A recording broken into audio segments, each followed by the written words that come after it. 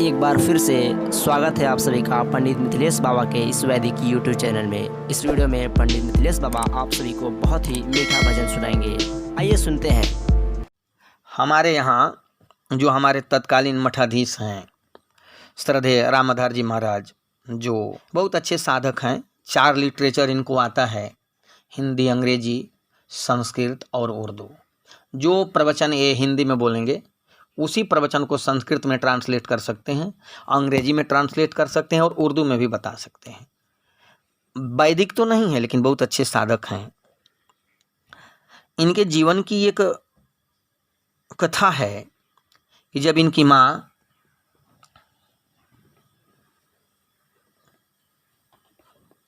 अभी 50 वर्ष की उम्र नहीं हुई होगी, ये बहुत छोटे थे। 40 वर्ष की अवस्था जब इनकी माँ की थी तो इनके पिताजी गुजर गए। इनके पिताजी जब गुजरे तो महाराज जी की उम्र 4 वर्ष की रही होगी। ये जब 8-9 वर्ष के हुए तो इनके माँ को हिप यानी पिछले हिस्से पर कमर के पास फोड़ा हो गया। कोई बगल की महिला आती थी सेवा करने के लिए, लेकिन गांव में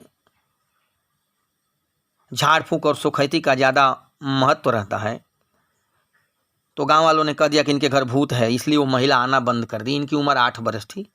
तो ये अपने माँ से कहे कि माँ, हम तुम्हारा नहीं कर सकते हैं। माँ का फोड़ा ठीक करने में 2 महीने लगे। महाराज श्री रोज सेवा करते थे माँ का। करते करते इतनी प्रीत जगी कि महाराज जी ने यह निश्चय किया कि अब हम शादी नहीं करेंगे। माँ तो बहुत चाहती थी, अभी इनकी माँ जिंदा है, ऐसे पुत्र भगवान सबको दें।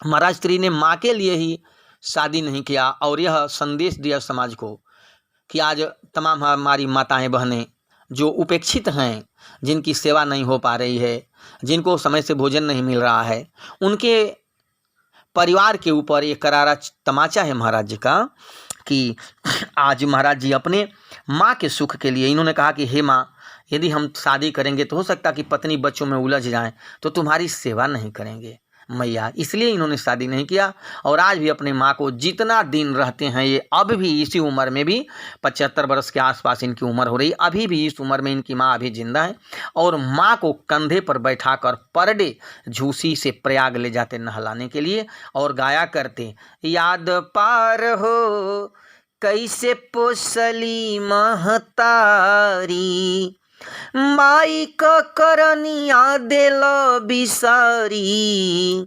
माई का करनिया दिल बिसारी, याद पार हो कैसे पोसली महतारी।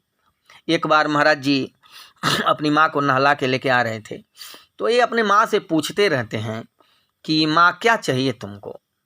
तो माँ से पूछे, जो सोए हुए बड़े हनुमान जी हैं वहीं ले आए, तो माँ से पूछे माँ कुछ लोगी, तो इन्होंने कहा, इनकी माँ ने कि हमको टॉफ़ी दो।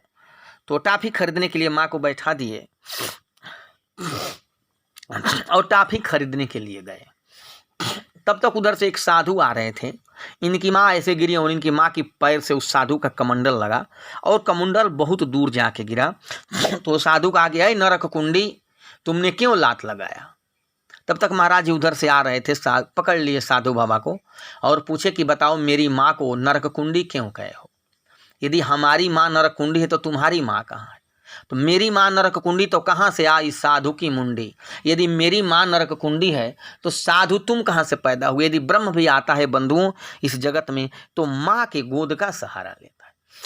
प्रश्न इस बात का है कि हमारा चित्त कैसे बदलेगा। हमारा चित्त की आवृत्ति जब तक नहीं बदलेगी तब तक हम फेल हैं।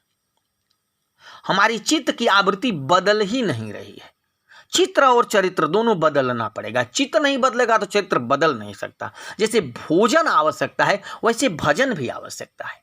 साधना घर में रह के भी हो सकती है, साधना परिवार में रह के हो सकती है, लेकिन साधना के लिए चित्त को बदलना पड़ेगा। यह कार्य आत्मा और परमात्मा के बीच में साधक संत जैसा कोई महात्मा मिल जाएगा तो बदल देगा। आपका जीवन ही बदल जाएगा। आपके पूर्वज भी राजा हरिश्चंद्र की तरह धन्य हो जाएंगे। अब बताओ, इनको मंदिर अच्छा नहीं लग रहा कि मंदिर बने कि ना बने। सबसे बड़ी भारी बात एक बताओ, राजा हरिश्चंद्र स्वप्न में देखी हुई बात पर चल दिए और सतयुग में आए थे। किसी बच्चे से हमने पूछा, आप बताओ हरिश्चंद्र कब पैदा हुए, तो बताया कि रानी लक्ष्मीबाई के साथ में। अब बताओ, ऐसी करनी कर चलो, ऐसा वह राजा कर्म किया कि सतयुग में आया। और इस कलयुग में सतयुग के बाद त्रेता, उसके बाद द्वापर और एक कलयुग, चौथा युग है। और लगता है कि हरिश्चंद्र आज ही पैदा हुए थे, जबकि राम से पहले आए थे हरिश्चंद्र। धन्य हो हरिश्चंद्र। शिव दधीच हरिश्चंद्र नरेशु, अधर्म हेतु बहु सहेउ कलेशु। धर्म के लिए इन्होंने दुख सहा। आपका धर्म क्या है?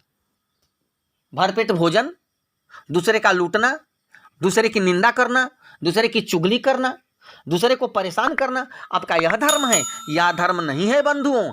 यह धर्म यह है कि हमारे जीवन से, हमारे शरीर से, हमारे मेहनत से, हमारी एक श्वसा से, हमारे चलने मात्र से भी किसी न किसी का कल्याण हो, यह धर्म है। यह तो नश्वर है साहब, इसको कोई न कोई जला देगा। रामधार जैसे भगमां सबको मिले और रामधार जैसा पुत्र भी सबको मिले। यह मंच की बात है, यह लंच की बात नहीं है। हमारे जीवन में तमाम ऐसी चीजें आती। आए एक वेदांत दर्शन की उक्ति आपको बताना चाहता हूँ। एक साधु बाबा थे, क्योंकि ये संतों का मंच है, गृहस्थों का मंच है। तो एक साधु बाबा थे, जहाँ साधु बाबा की कुटी थी, ठीक साधु बाबा के कुटी के सामने एक वेश्या भी रहती थी। दोनों के दरवाजे आमने सामने थे।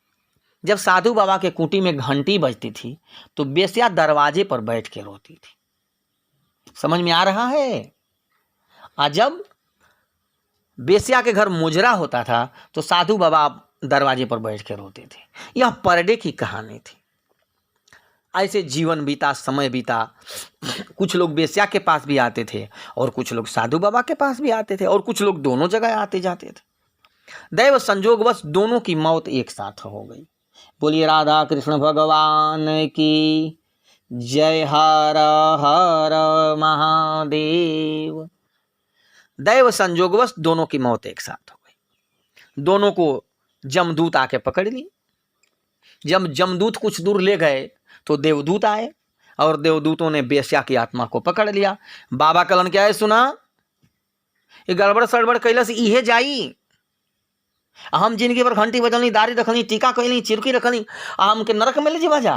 भाई आज भी कोई आदमी यहाँ है जो सम्मानित है, जो बैठा है, वो आदमी और एक आदमी और दोनों को पकड़ लो। और पुलिस ले गई डाक बंगला और डाक बंगले से मंत्री जी को जेल हो गया। और जो सामान्य किसान था वो घर जाने लगा तो मंत्री जी को तकलीफ होगा। उसी प्रकार बाबा को तकलीफ हुआ। अब बाबा कहलन कि ऐसन बा कि वो जिंदगी भर गड़बड़ कैलस तो स्वर्ग में जाती है, हम कहें नरक में। तो जमदूत ने कहा कि बाबा जब उसके यहाँ मुजरा होता था तो आप क्यों रोते थे? तो बाबा बोलबे ना करो। तो बेसा से पूछा, सुना इनके घर जब घंटी बजती थी तो क्यों रोती थी तुम? तो कही कि बाबा मैं इसलिए रोती थी कि इनका जीवन धन्य है कि ये भगवान की भजन करते हैं, मैं तो गलत कार्यों में प्रवृत्त हूँ। इतनी हमारी गलत आवृत्ति है कि हमको भगवान भी नहीं ले जाएंगे। मैं यही सोच के रोती थी, हम भजन भी नहीं कर पाती, लेकिन इन घंटी बजती तो मैं रोती जरूर थी। कहलन से कि बाबा तनी नीचे देख ला। तो बेसिया का भी कोई अपना पहुंचा दिया था घाट, उसको कुत्ता बिल्ली नोच नोच के खा रहे थे उसके लाश को। और बाबा की लाश को फूल माला से सजा करके उनके भक्त गाते हुए जा रहे थे, जब तक सूरज चांद रहेगा बाबा तेरा नाम रहेगा। बाबा कहलन कि तोहन से बढ़िया था ये धरती का लोग बाजी हमारे संग न्याय करता। कहलन संजम दूत की ना ये बाबा आपसे बढ़िया, ये लोग जानते हैं कि आपसे बढ़िया कोई नहीं है यहाँ पर, लेकिन हम लोग जानते थे कि आपसे गलत भी कोई नहीं है। जब बेस्या के यहाँ बाबा मुजरा होता था तो आप बैठ के क्यों रोते थे जानते हैं? इसलिए कि ये मजा काट रही है और हम सजा काट रहे हैं। तो उसी सोच का आपको नरक हो रहा है और बेस्या की उसी सोच का आपको स्वर्ग हो रहा है। देखिए जैसा हम सोचेंगे वैसी हमारी आवृत्ति बनेगी। भगवान के भजन में ही दम है और बिना भजन का आपका चित्त स्थिर नहीं रहेगा। निश्चित रूप से आप क्या कर लोगे बताओ। अभी दिन के 2 बज रहे हैं, आप 2 बजे रात कर लोगे? अभी बारिश कर दोगे? 5 महीने का बच्चा है 18 बरस का बना दोगे? 80 बरस का बूढ़ा है 8 बरस का कर दोगे? नहीं कर पाओगे। केवल बस एक ही काम आप कर सकते हो, आप एक कार्य सुचारू रूप से करें, सत्य। पहले तो सत्य बोलना सीख लें, सत्य कार्यों का संपादन करें, और अपने परिवार में परमात्मा बसता है, इसकी प्रीति निश्चित रूप से होनी चाहिए। बोलिए बाबा विश्वनाथ की जय। हर हर महादेव।